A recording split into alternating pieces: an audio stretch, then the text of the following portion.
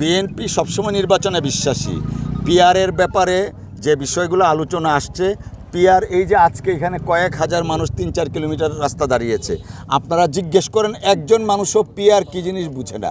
সাধারণ বাংলাদেশের মানুষ পিআর কী জিনিস বুঝে না। আমাদের সংবিধানে সুস্পষ্টভাবে দেওয়া আছে সাধারণ নির্বাচন।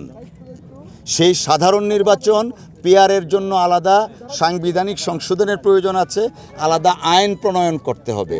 তো জামাতে ইসলাম তারা একটা রাজনৈতিক অবস্থান থেকে তারা দাবি জানাচ্ছে, দাবি যে কেউ করতে পারে, বাট বাংলাদেশের মানুষ পিআর সম্পর্কে অবগত না। হ্যাঁ, আমরা আগেও বলেছি, এখনও বলছি, তাদের দাবিটা আগামী যে জাতীয় সংসদ নির্বাচন হবে, তাদের সেই নির্বাচনে যে ম্যানিফেস্টো থাকবে, ম্যানিফেস্টোতে পিআরের 1 নম্বর এজেন্ডা রাখতে পারে। দেশের মানুষ যদি তাদেরকে ভোট দেয়, তাদেরকে যদি ক্ষমতায় আনে, তারা এসে সংবিধান সংশোধন করবে, আইন প্রয়োগ করে, আইন প্রণয়ন করে পিআর তারা ইন্ট্রোডিউস করতে পারে।